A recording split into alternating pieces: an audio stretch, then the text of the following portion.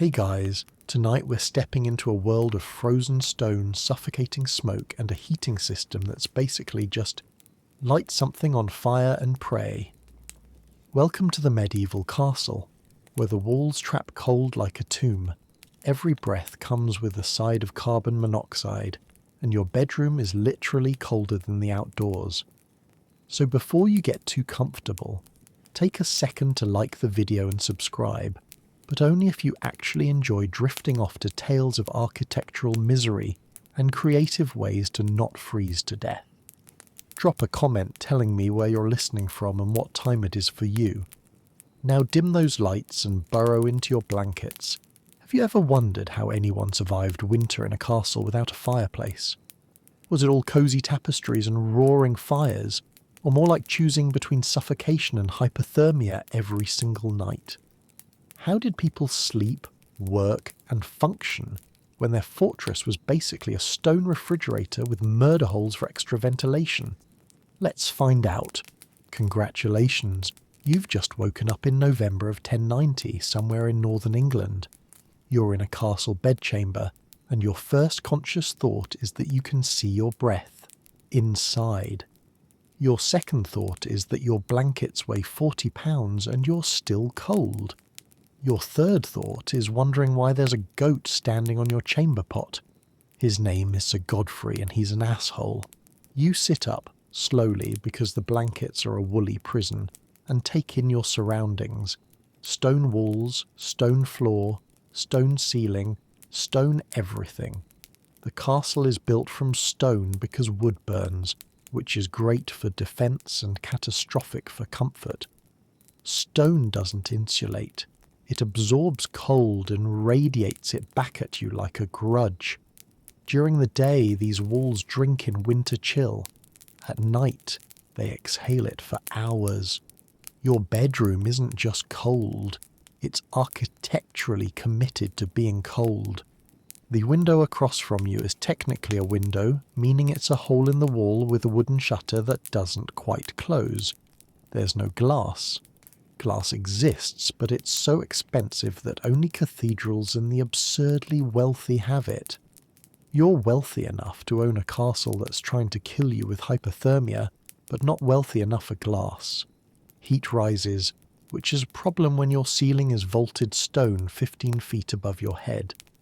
Any warmth you generate at bed level immediately abandons you for the architectural void above. The Great Hall downstairs has the same issue, except it's twice as tall, so the heat has even further to flee. The floor is covered in rushes, dried reeds and straw scattered across stone to provide a barrier between your feet and frozen ground. It helps, barely. Mostly it smells like a compost heap someone walked on. You made a mental note to have servants change it, then remembered they changed it 2 weeks ago. This is just what rushes smell like after absorbing spilled wine, dog piss, and the general despair of medieval living. Sir Godfrey bleats. He's chewing on something. You squint. He's eating your wall tapestry. That tapestry cost more than a knight's annual salary. It hangs there to block drafts and trap heat, and this goat is eating it. You don't shoo him away, though, because Sir Godfrey is also a heat source. He's a warm-blooded mammal producing body heat, and in a castle before fireplaces you take warmth wherever you can get it, even if it comes with hooves, an attitude, an expensive taste in textiles. This is the castle's fatal flaw. It was built to withstand sieges, not winters. Every defensive feature is also a draft. Arrow slits? Great for shooting invaders, great for letting in wind. Murder holes in the gatehouse ceiling, perfect for pouring oil on enemies, perfect for creating drafts that suck heat from every room. Thick stone walls that stop battering rams. They also trap cold and turn your home into a walk-in freezer with delusions of grandeur. You walk to the window and crack the shutter open. Mistake. Wind howls in immediately, cutting through your under-tunic like it has a vendetta. Outside, the sky's the colour of iron and snow is falling. You slam the shutter shut, which helps nothing, because gaps around the frame are still breathing cold air.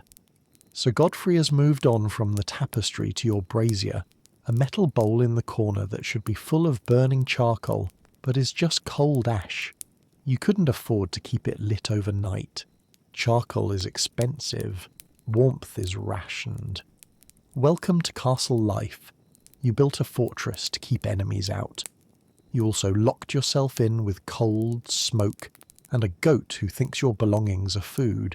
You need to eat, which means descending 3 flights of freezing stone stairs to the Great Hall.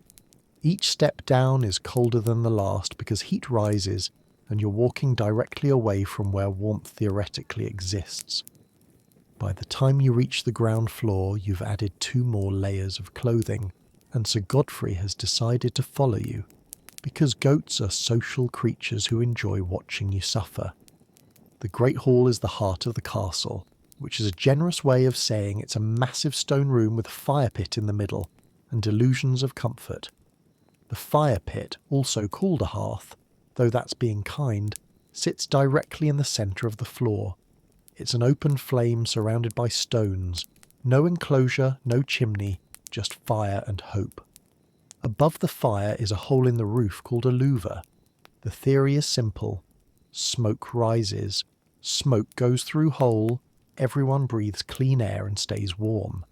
The reality is that smoke does whatever it wants, and what it wants is to fill the room, coat your lungs, and turn the wooden rafters above into charcoal black death traps.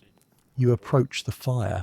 There are already a dozen people crowded around it, including 3 dogs, a servant turning a spit with what might be mutton, and a knight who's standing so close his cloak is starting to smoulder. Everyone within 6 feet of the flames is warm. Everyone beyond that radius is frozen. There's no middle ground. You're either cooking or you're an icicle with legs. The smoke situation is worse than you remembered. It's not rising in a neat column toward the louver. It's billowing outward in thick clouds, filling the upper half of the room like the world's worst fog machine. Your eyes water immediately, your throat closes. This is dinner. Someone coughs. Then someone else. Then everyone's coughing and the dogs are wheezing, and you're wondering if suffocation or hypothermia will kill you first. The louver was supposed to solve this. It doesn't. Sometimes smoke goes through it. Sometimes smoke just circles the rafters and waits for wind conditions to improve. Right now, wind is blowing down through the louver, which means rain is also coming through. Yes, rain. It's dripping directly onto the fire, creating steam and hissing sounds, and the distinct impression that even nature thinks this heating system is stupid. The logs are wet now. Wet logs produce more smoke and less heat, which is the exact opposite of what anyone needs. The servant with the spit looks resigned. This is just how cooking works in 1090. Sir Godfrey trots past you toward the fire. You try to grab him. You fail. He kicks a burning log out of the pit and onto the rushes. The rushes, which are old and dry and soaked in spilled ale, immediately start smoking. 3 servants leap into action, stamping out embers while Sir Godfrey bleats innocently, as if he didn't just attempt arson. This is the central heating system. 1 open fire, 1 hole in the roof that may or may not work, smoke inhalation as a lifestyle, and a goat with a talent for chaos. You grab a piece of bread from the table.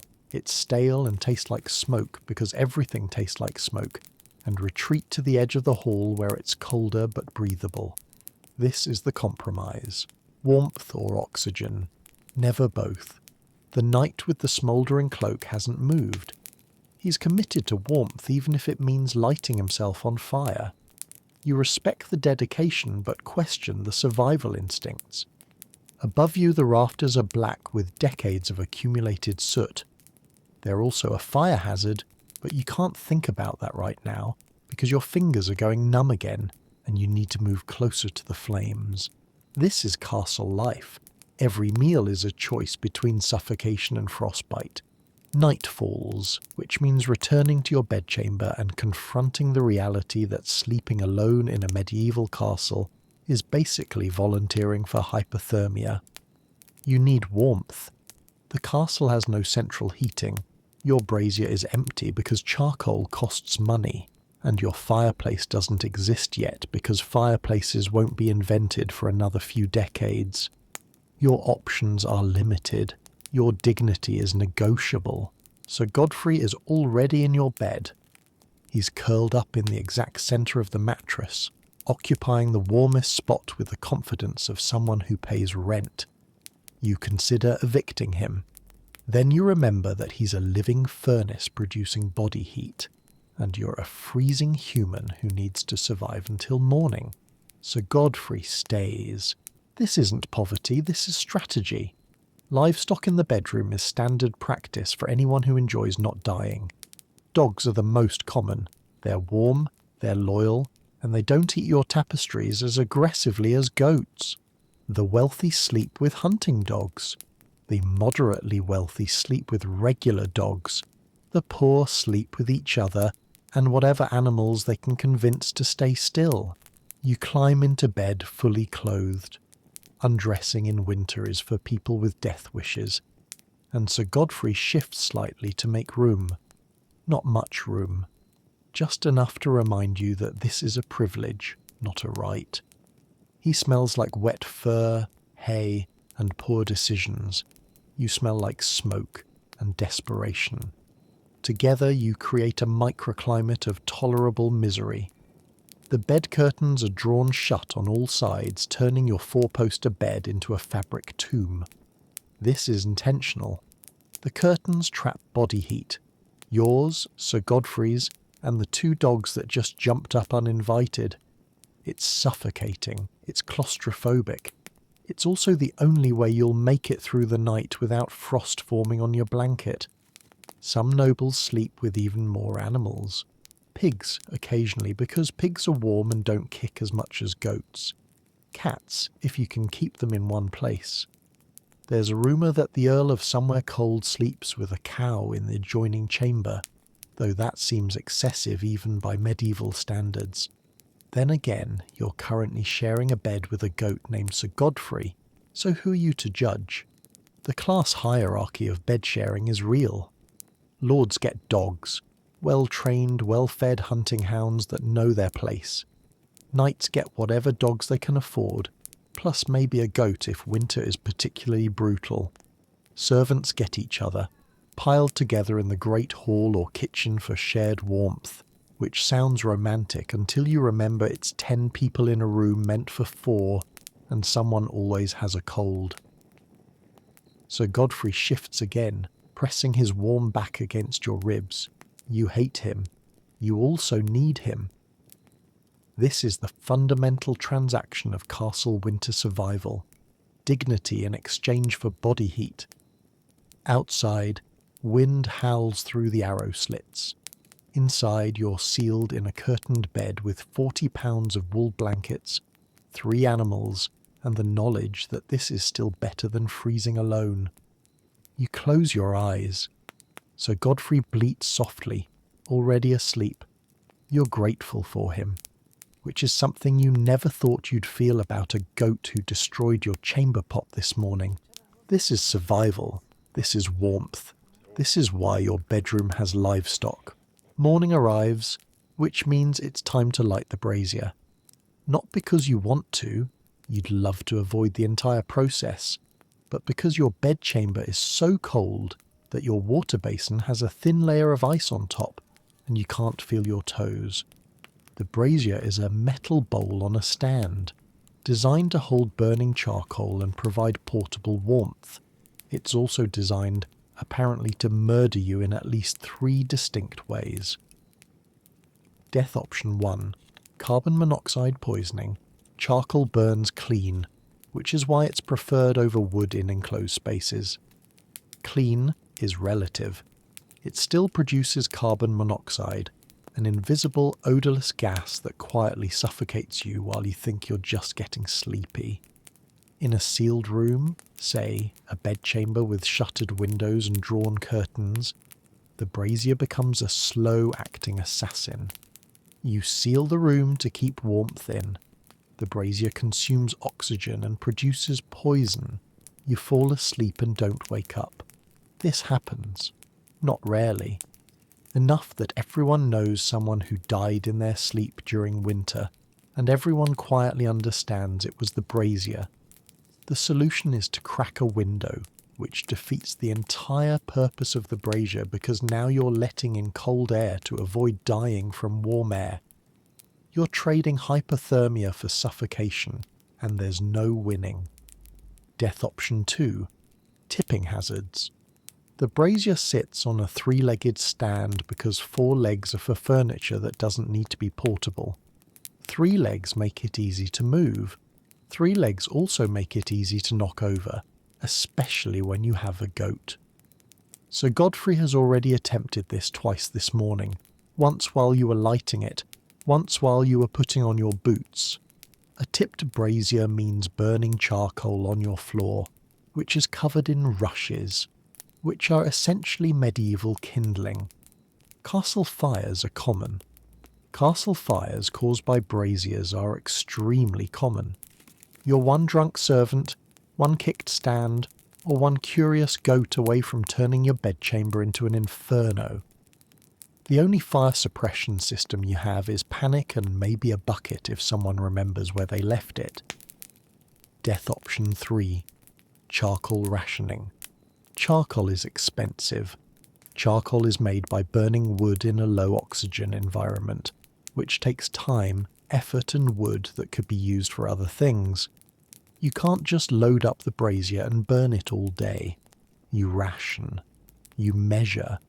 You decide which hours of the day are worth being warm and which hours you'll just suffer through.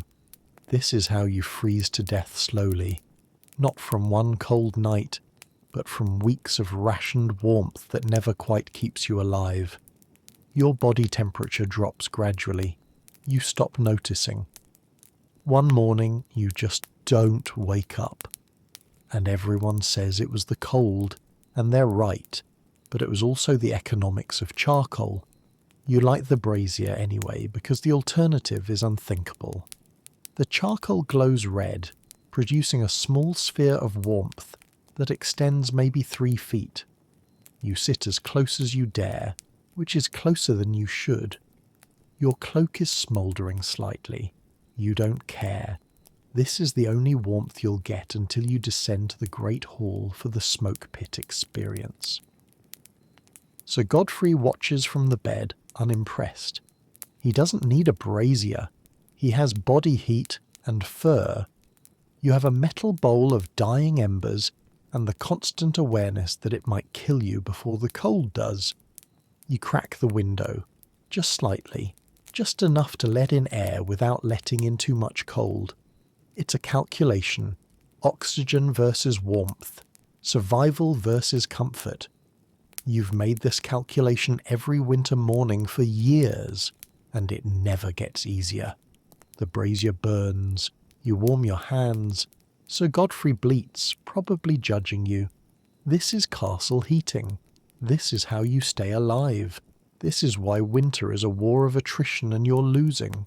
You need to relieve yourself, which means visiting the garderobe. In a modern castle, this would be a grim necessity. In a winter castle before fireplaces, this is the highlight of your morning because the garderobe is, inexplicably, the warmest room in the entire fortress. The garderobe is the medieval toilet, a small stone chamber with a wooden seat built into the exterior wall. Below the seat is a shaft that drops straight down to a cesspit at the castle's foundation. It's primitive. It's unsanitary. It's also producing heat. The cesspit, you see, is a biological reactor. Waste decomposes. Decomposition generates methane. Methane is flammable, but more importantly right now, decomposition is an exothermic process. It produces heat. Not a lot of heat. This isn't a furnace, but enough that the garderobe shaft acts as a passive heating vent. Warm air rises from the pit of human waste below and gently warms the stone chamber above. You sit down. It's warmer than your bedchamber. This is not an exaggeration. The wooden seat, which you expected to be frozen solid, is almost room temperature. The stone walls, which everywhere else in the castle feel like touching a glacier, are merely cold instead of aggressively hostile. You can breathe without seeing your breath. This is luxury. The smell is complicated. It's not pleasant. You're sitting above a pit of fermenting sewage. But it's also not as bad as you'd think. The shaft is deep. The airflow is decent. And honestly, you've smelled worse. The great hall after a feast smells worse. The rushes on your bedroom floor smell worse. This is just organic decay. And you're so warm you're considering staying here. People do stay here. Not you, obviously. You have dignity. But you've heard stories. Lords who bring books to read. Knights who linger after they're done just to enjoy the heat. Servants who volunteer for garderobe cleaning duty in winter because at least they'll be warm while they work.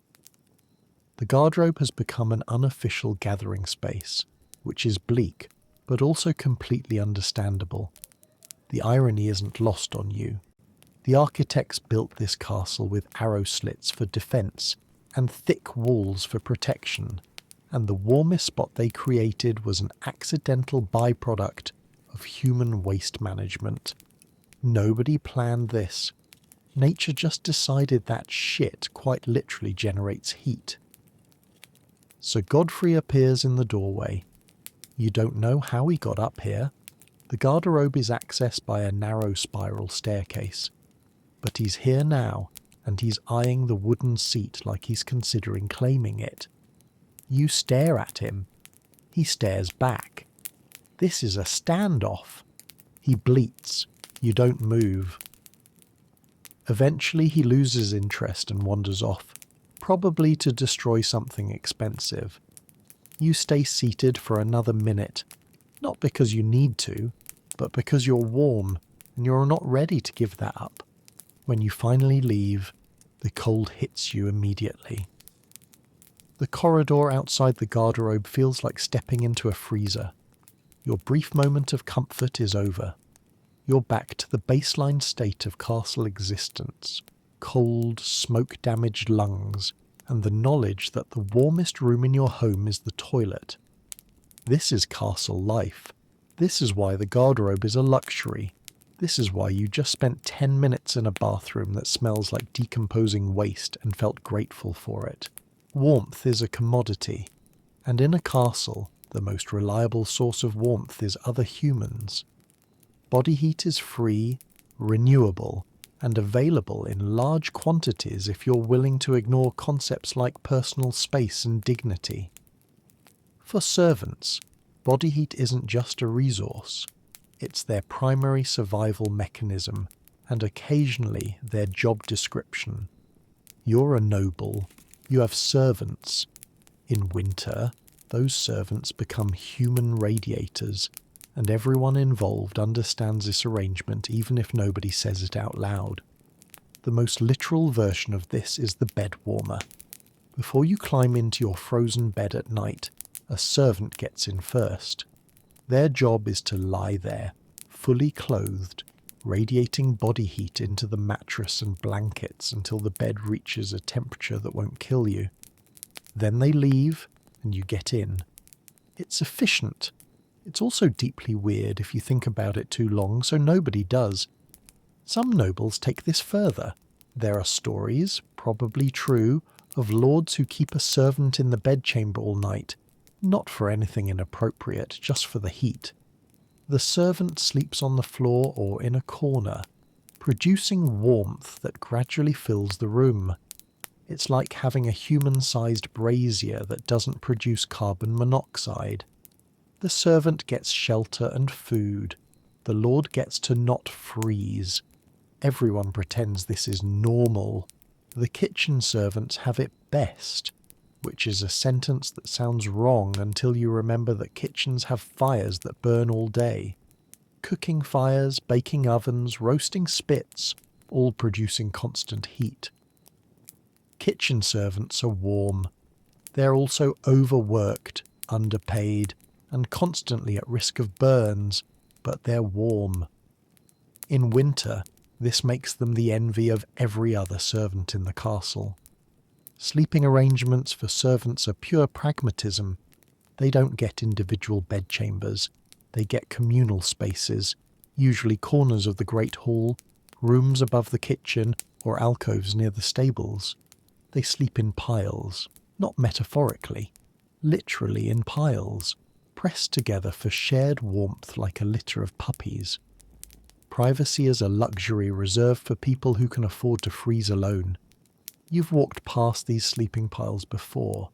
10, 12, sometimes 15 people in a space meant for 4.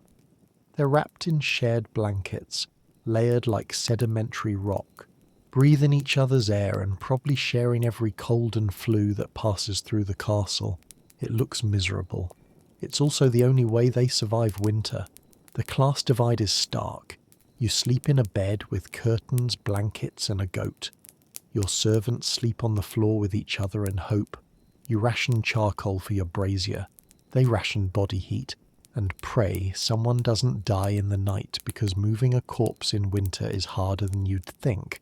Sir Godfrey trots past your chair in the great hall, heading toward the fire. A servant moves aside to let him pass. The goat gets closer to the flames than the servant does, which is insane, but also perfectly normal. Goats are valuable, servants are replaceable, warmth is allocated accordingly. You feel guilty about this for approximately 5 seconds, then remember that you're also cold, also miserable, and also fighting for survival in a stone fortress that hates everyone equally. The servant will be fine. Probably. Maybe. You hope. This is the servant problem. They keep you warm. They warm your bed, crowd the fire to rotate the spit, sleep in piles to survive, and in exchange they get food, shelter, and the same cold stone walls everyone else gets. Warmth isn't free. Someone always pays. In a castle, it's usually the person holding the spit.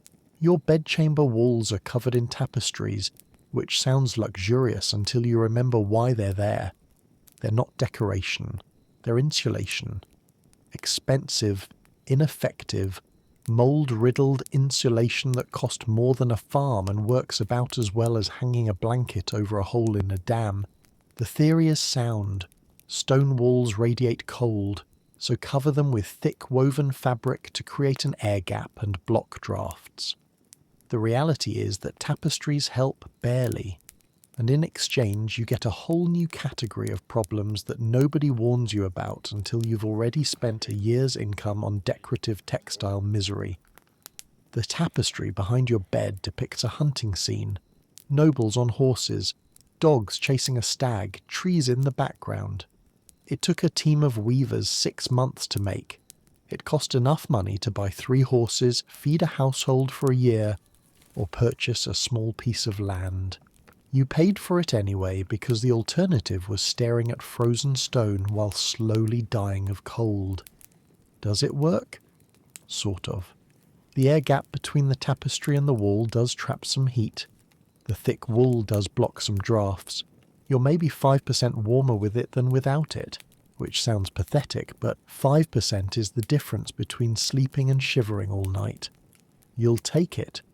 The cost isn't just financial. Tapestries are maintenance nightmares. They absorb everything. Smoke from the brazier, moisture from your breath, cooking smells from 3 floors down, and the general damp cold that pervades every castle in winter. Within months, your hunting scene smells like wet dog, wood smoke, and regret. Within a year, it smells like something died inside it. Something probably did. Mice love tapestries. So do moths. The smoke damage is permanent. The lower half of every tapestry in the great hall is black with soot from the central fire. The colours fade. The threads weaken. After 5 years, your expensive investment looks like it survived a house fire, which, spiritually, it did. You're just living in the house while it slowly burns. Sir Godfrey has eaten 3 inches off the bottom corner of your hunting tapestry. You discovered this yesterday. You did nothing about it because what are you going to do? Replace it? You can't afford another tapestry. You can barely afford to keep this one on the wall. Sir Godfrey knows this. He makes eye contact while he chews. Maintenance means taking the tapestries down once a year, maybe twice if you're ambitious, and beating the dust and smoke out of them. This is a whole-day affair involving multiple servants and a lot of coughing. The amount of filth that comes out of a tapestry is shocking. You think you're clean until you see the cloud of medieval particulate matter that's been living in your wall hanging for 12 months. Then there's mildew. Castles are damp, stone walls weep condensation. Tapestries pressed against damp stone develop mould in shades of green and black that no amount of beating will fix. You have 2 choices: leave the tapestry and breathe mould spores, or remove it and freeze. You leave it. You always leave it. The irony is that the richest castles have the most tapestries, which means they have the most smoke damage, the most mildew, and the most textile decay happening on their walls. Wealth doesn't solve the problem. It just means you're surrounded by more expensive evidence of failure. You run your hand along the hunting scene, feeling the thick wool, the careful weaving, the months of labour that went into creating something beautiful. It's stiff with smoke residue. It smells like damp sheep and wood fire. This stag in the scene looks like it's been through a war. This cost more than a farm. This was supposed to save you from the cold. Instead, it's a monument to expensive futility. Beautiful, ruined, and barely helping. Sir Godfrey bleats from the corner. He's eyeing a different tapestry now, one that depicts a garden scene. You don't stop him. At this point, what's the difference? Your castle has 47 windows. None of them have glass. Glass exists. You've seen it in cathedrals, shimmering and magical and completely unaffordable. A single glass window costs more than most people earn in a lifetime. You have 47 holes in your walls with wooden shutters, and that's considered normal. The shutters work, technically. They're thick oak planks mounted on iron hinges, designed to seal the window opening when closed. They don't seal. There are gaps around the edges where wind whistles through in high-pitched notes that keep you awake at night. The shutters warp with moisture. The hinges rust. After a few years, closing the shutters just means the drafts come through slightly slower. When the shutters are closed, you're warmish and blind. No light gets in. Your bedchamber becomes a cave. You need candles during the day, which means spending money on wax or tallow, which means you're paying for light because you can't afford glass. When the shutters are open, you have light and immediate hypothermia. These are your options. Some windows have oiled linen stretched across the opening, animal skin membranes treated with oil to let in light while blocking wind. This is the medieval version of budget windows. They work better than nothing and worse than you'd hope. They let in a murky, yellowish light that makes everything look diseased. They also let in cold, just less of it. And they tear. Constantly. A strong gust, a careless servant, or Sir Godfrey investigating something new, and suddenly you have a hole in your window covering that costs money to repair. The linen also rots. Moisture, smoke, and time turn it brittle and brown. After a winter season, it looks like parchment that someone left in a puddle. You replace it in spring, and the cycle begins again. It's cheaper than glass, but not cheap enough to be painless. Glass windows are a status symbol so powerful that they define entire classes of wealth. If your castle has glass, you're rich enough that people talk about you in other kingdoms. If your castle has glass in multiple windows, you're obscenely wealthy. If your castle has glass everywhere, you're probably royalty, or you've made very bad financial decisions. The few nobles with glass windows love to mention it. They work it into conversation like they're doing you a favour by informing you of their prosperity. "The light through my glass window is lovely this time of day," they'll say, while you're standing there with shutters that haven't closed properly in 3 years. You hate them. You also envy them. Glass means light and warmth at the same time, which sounds like a fantasy concept. But here's the secret nobody mentions. Even glass windows are cold. Medieval glass is thin, thinner than your fingernail, and single pane. It lets in light, blocks wind, and does almost nothing to insulate. You're still cold. You're just cold with better lighting and the smug satisfaction of being able to afford glass.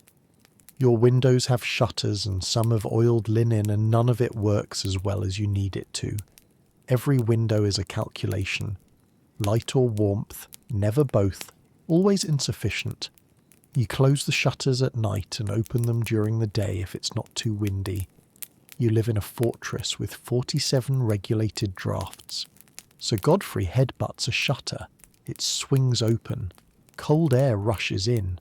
You cross the room to close it, muttering about goats and poor life choices. The shutter doesn't quite latch. It never does. You wedge it shut with a piece of cloth, knowing it'll come loose again by evening. Outside, through the gap before you close it, you see another castle on the horizon. The late afternoon sun glints off something in its tower. Glass. They have glass. You have shutters and a goat. This is the window problem. This is why glass is a fantasy. This is why you're still freezing. The floor of your great hall is covered in rushes, dried reeds and straw scattered across the stone like medieval carpeting. This is intentional. This is also disgusting. The rushes are there to insulate your feet from the frozen stone below, and they work, sort of. But they also create a biological nightmare that everyone just accepts because the alternative is walking on ice-cold rock. Fresh rushes smell like dried grass and possibility. They're clean, golden, and almost pleasant. They last about 3 days before they start their transformation into a composting horror show.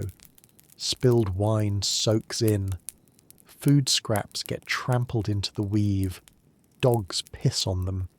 People piss on them after too much ale, though nobody admits this.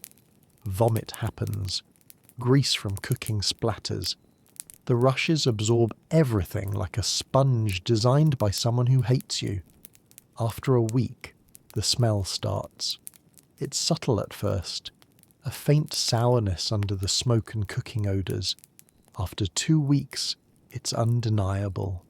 After a month, it's a presence. You're walking on rotting organic matter that's fermenting under your feet, and everyone pretends this is fine because it's still warmer than bare stone. The recommended replacement schedule is seasonal.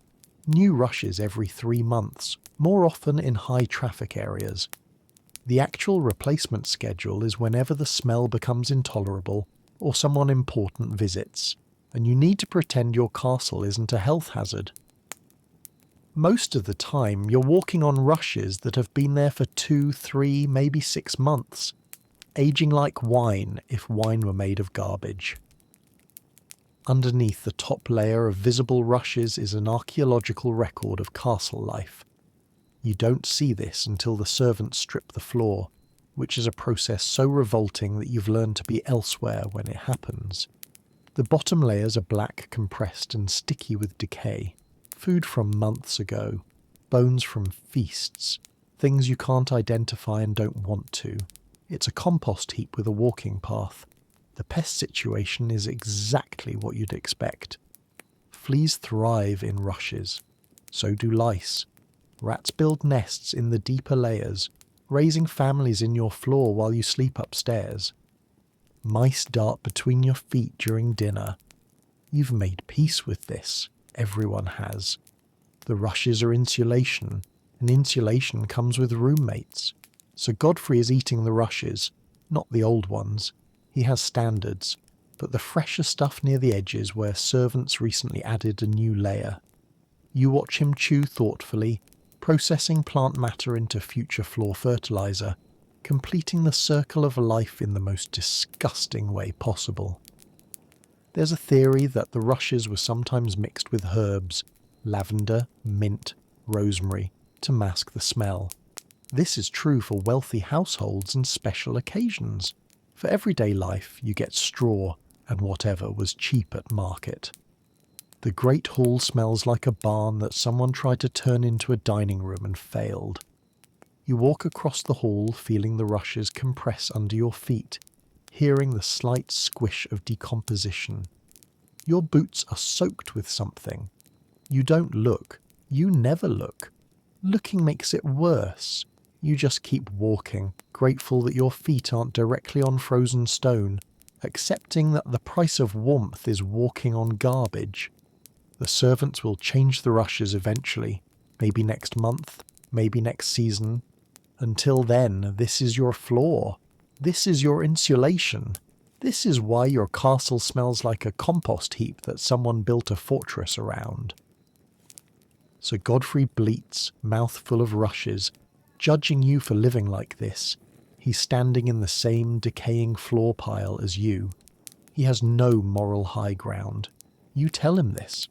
He continues chewing. It's February now, which means you've survived 3 months of winter in a castle before fireplaces were invented. Survived is generous. You've endured. You're alive, technically, though parts of you, your fingers, your toes, your will to continue, are questionable. Every heating solution you tried was a compromise between suffocation and freezing. The central hearth in the great hall gave you smoke inhalation with your meals. The brazier in your bedchamber offered carbon monoxide poisoning or hypothermia, dealer's choice. The tapestries on your walls cost a fortune and smelled like mildew. The livestock in your bed kept you warm and destroyed your dignity. The servants who warmed your sheets were living in piles on the floor, and you felt guilty about it for approximately 30 seconds before remembering you were also freezing. The garderobe was the warmest room in the castle, which is a sentence that summarizes everything wrong with medieval architecture. You spent quality time in a toilet because it was heated by decomposing sewage, and you were grateful. Grateful for toilet warmth. This is what winter does to a person. The windows were a daily negotiation between light and survival. The floors were rotting garbage. The smoke was inescapable. So Godfrey ate 3 tapestries, knocked over 2 braziers, and somehow became your closest companion because he was warm and present and didn't judge you for living in a frozen stone box that hates you. The class divide didn't matter as much as you thought it would. Yes, nobles had braziers and tapestries and private bedchambers. Yes, servants slept in piles and worked in the cold, but everyone was cold. Everyone choked on smoke. Everyone made the same calculation. Warmth or oxygen, comfort or survival, dignity or death. The castle didn't discriminate. It tried to kill everyone equally. The fundamental problem was architectural. Castles were built to withstand sieges, not winters. Every defensive feature, arrow slits, murder holes, thick stone walls, high ceilings, made the castle more defensible and more uninhabitable. You built a fortress to keep enemies out, and in the process you created an environment that slowly killed you from the inside. Fireplaces will be invented eventually. In a few decades, someone will figure out how to build a contained fire with a chimney that actually directs smoke outside. It'll be revolutionary. People will install them in castles and manor houses and suddenly realize that heating shouldn't require choosing between suffocation and hypothermia. But that's the future.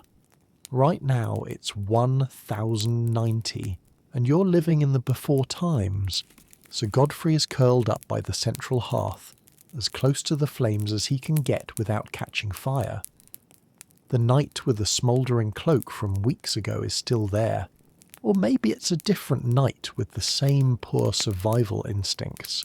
The smoke is thick. Your eyes water. You join the crowd around the fire because it's February and what else are you going to do? Winter always won. It won when you sealed your windows and couldn't see. It won when you opened them and froze. It won when you lit the brazier and poisoned yourself. It won when you didn't and turned into ice. It won when you bought expensive tapestries that didn't work. It won when you slept with livestock and pretended it was strategy instead of desperation. The castle was supposed to protect you.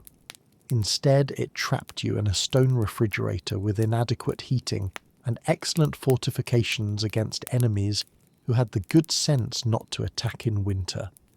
You survived by rationing charcoal, sharing body heat, sleeping in smoke, and accepting that dignity was a summer luxury.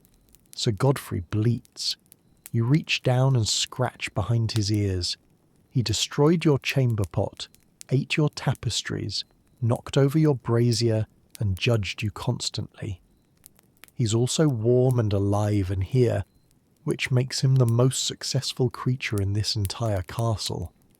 This is why it sucked to stay warm in a castle before fireplaces were invented. Not because it was impossible, you're still alive mostly, but because every solution was worse than the problem, and winter didn't care about your walls or your wealth, or your will to survive. Winter came anyway, winter always won. And that's it. Thanks for listening. If you enjoyed this, or at least enjoyed feeling better about your own heating situation, consider liking the video and subscribing. Drop a comment telling me what historical misery you want covered next. I'll be here, grateful for central heating and the fact that my bedroom doesn't contain livestock. Now go adjust your thermostat and appreciate that you live in a time when warmth doesn't require choosing between suffocation and frostbite. Good night.